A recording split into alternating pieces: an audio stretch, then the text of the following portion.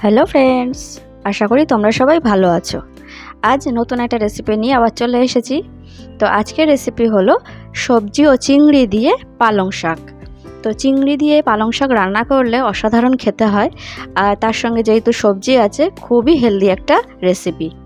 আর পালং শাক হয়তো অনেকেই রান্না করতে পারে, তবে নতুন যারা রান্না করছে তারা পালং শাক পারে না রান্না করতে, তো তাদের জন্য এই রেসিপিটা। তো পালং শাক আমি ভালো করে কেটে নিয়েছি, আর তার সঙ্গে কিছু সবজি নিয়ে নিয়েছি। ঝিঙে, কুমড়ো, আলু, বেগুন আর একটু টমেটো, সব সবজিগুলোই দেখো কেটে রেখেছি। সব সবজিগুলোই মোটামুটি আমি একই রকম সাইজ করে কেটে রেখেছি, দেখে নিশ্চয়ই বুঝতে পারছো। এখানে দেখো কিছুটা পরিমাণ চিংড়ি মাছ আমি ভালো করে ধুয়ে পরিষ্কার করে নিয়েছি। তারপরে ওর মধ্যে আমি হাফ টিস্পুন হলুদের গুঁড়ো আর সামান্য পরিমাণ একটু নুন দিয়ে চিংড়িটাকে নুন আর হলুদ দিয়ে খুব ভালো করে মাখিয়ে নিচ্ছি। তারপরে চিংড়িটাকে আমি একটু হালকা করে ভেজে নেব। খুব বেশি ভাজা চিংড়ির দরকার পড়ে না, তো চিংড়িটাকে অল্প করে একটু ভেজে নেব। তো দেখো চিংড়িটা আমার কিন্তু নুন হলুদ সুন্দর করে মাখানো হয়ে গেছে। এইবারে আমি কড়ায় তেল গরম করে নিয়েছি।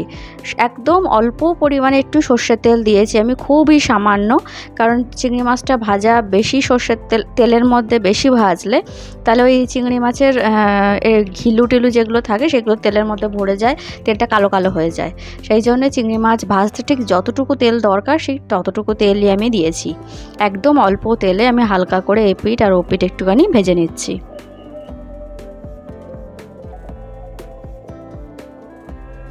চিংড়ি মাছটা আমার ভাজা হয়ে গেছে, আমি চিংড়ি মাছটা পুরো তুলে রেখে দেবো, আর কড়াটাকেও পরিষ্কার করে নেবো। তো দেখো কড়াটা পরিষ্কার করে নিয়ে আমি আবার কিছুটা পরিমাণে তেল দিয়ে দিয়েছি। 2 টেবিল স্পুন মতন তেল দিয়েছি, সর্ষের তেল। আর তার মধ্যে আমি দিয়ে দিয়েছি একটু শুকনো লঙ্কা, আর দিয়ে দিয়েছি হাফ টিস্পুন মতন পাঁচফোড়ন। ফোড়নটা খুব ভালো করে নাড়াচাড়া করে নিয়েছি, সুন্দর একটা গন্ধ বেরিয়ে গেছে। তারপরে ওর মধ্যে আমি একটা বড় সাইজের পেঁয়াজ কেটে রেখে দিয়েছিলাম, মানে কুচিয়ে রেখে দিয়েছিলাম, পেঁয়াজটা দিয়ে দিয়েছি। পেঁয়াজটাকে বেশ হালকা করে একটু লাইট ব্রাউন কালার করে ভেজে নিয়ে তারপরে ওর মধ্যে আমি কুমড়ো আর আলুটা আগে দিয়ে দিলাম। সব সবজিগুলো আমি একসঙ্গে দিয়ে নিই, কারণ কুমড়ো আর আলুটা নরম হতে একটু সময় বেশি লাগবে, তাই কুমড়ো আলুটাকে একটু আগে ভেজে নিচ্ছি। আমি মিনিট 3 মতন গ্যাসটা মিডিয়াম করে কুমড়ো আর আলুটাকে একটু ভেজে নিচ্ছি। তো দেখো একটু হালকা ভাজা হয়ে গেছে। এইবারে এর মধ্যে আমি ঝিঙে, বেগুন আর টমেটোটা দিয়ে দিলাম। দিয়ে আবার ভালো করে একটুখানি নাড়াচাড়া করে নিচ্ছি, একটু হালকা করে একটু ভেজে নেব। তারপরে এর মধ্যে আমি দিয়ে দিলাম পরিমাণ মতো নুন। এখন সবজিটা ভাজতে যতটুকু নুন দরকার আমি ততটুকু দিচ্ছি। আমি পুরো তরকারির মতন নুন কিন্তু এখন দিচ্ছি না, নুন আমি পরে আবার দেবো।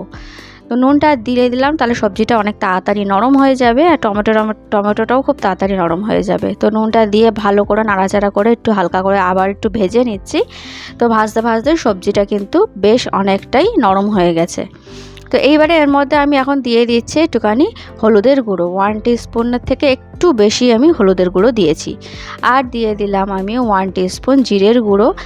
হাফ টিস্পুন দিয়ে দিয়েছি কাশ্মীরি লঙ্কার গুঁড়ো। এখানে আমি নর্মাল শুকনো লঙ্কার গুঁড়ো ব্যবহার করিনি, কারণ আমি পালং শাক খুব একটা ঝাল করতে চাইছি না। তোমরা যদি একটু ঝাল ঝাল পছন্দ করো তাহলে নর্মাল শুকনো লঙ্কার গুঁড়ো এখানে দিতে পারো।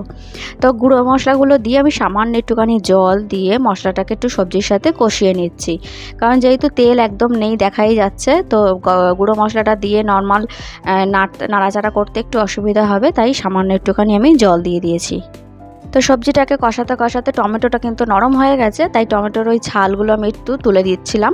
তো এইবারে এর মধ্যে আমি পালং শাক যেটা কেটে রেখে দিয়েছিলাম, তো পালং শাকটা দিয়ে দিচ্ছি। তো আমার কিন্তু একটু পালং শাকটা এখানে কম আছে, তোমরা যদি মনে করো একটু পালং শাক বেশি দিয়ে তরকারিটা রান্না করবে তাহলে সেটাও করতে পারো, তাতে দেখতে আর একটু বেশি ভালো হবে। তো এই যেহেতু পালং শাকটা কম আছে তাই নরম হয়ে গেলে আরও কমে যাবে। তো পালং শাকটা দিয়ে একটু নাড়াচাড়া করে আমি মিনিট 3 জন্য গ্যাসটা মিডিয়াম করে ঢাকা দিয়ে দিয়েছিলাম। তো পালং শাকটা অনেকটাই নরম হয়ে গেছে আর একটু জলও বেরিয়ে গেছে। তো আবার ভালো করে একটুখানি নাড়াচাড়া করে দিলাম, দিয়ে এর মধ্যে আমি ভাজা চিংড়ি মাছটা দিয়ে দিলাম। দিয়ে ভালো করে একটু মিশিয়ে নেব। চিংড়ি মাছটাকে সবজির সাথে ভালো করে মিশিয়ে নিয়ে আমি আবার একবার ঢাকা দিয়ে দেবো। আর তার আগে আমি ঢাকা দেওয়ার আগে আমি তরকারির জন্য যতটুকু নুন দরকার ততটুকু নুন দিয়ে দিলাম, আর হাফ টিস্পুন মতন এখানে আমি চিনি দিলাম। তোমরা যদি মিষ্টি পছন্দ না করো তাহলে মিষ্টিটা স্কিপ করবে। মিষ্টিটা দিয়ে আমি ঢাকা দিয়ে দিয়েছিলাম আবার মিনিট 3 জন্য। আমার কিন্তু রান্নাটা একদম কমপ্লিট হয়ে গেছে, সবজি কিন্তু সেদ্ধ হয়ে গেছে। আমি তোমাদেরকে খুন্তি দিয়ে সবজিটা কেটে দেখিয়ে দিলাম, সব সবজি আমার সুন্দরভাবে সেদ্ধ হয়ে গেছে, আর কিচ্ছু করার নেই। কারণ নুন আর মিষ্টিটা তো আমি আগেই দিয়ে দিয়েছি। তো আমার সবজিটা কিন্তু একদম কমপ্লিট। আমি আরও একটুখানি একটু হালকা একটুখানি নিচটা একটুখানি জল জল লাগছিল, তাই আরেকটুখানি গ্যাসটাকে জোরে দিয়ে একটুখানি করে নিলাম। তো সবজিটা পুরোপুরি আমার রেডি। তো পালা চিংড়ি দিয়ে পালং শাকের ঘন্ট কিন্তু আমার একদম রেডি। গ্যাসটা আমি অফ করে দিয়েছি, দিয়ে 2 মিনিট স্ট্যান্ডিং টাইমে রেখে দিয়েছিলাম ঢাকা দিয়ে। তো ব্যাস রেডি। এটা কিন্তু গরম ভাত দিয়ে খেতে ভীষণ ভালো লাগে। আর এর সঙ্গে যদি একটুখানি আচার নিয়ে নেওয়া যায়, একটু ঝাল ঝাল আচার, দারুণ লাগে খেতে। তো ভিডিওটা যদি ভালো লাগে লাইক করে দিও, আমার চ্যানেলটা সাবস্ক্রাইব করে দিও। তাহলে আজকের মতন টাটা, দেখা হবে আবার নেক্সট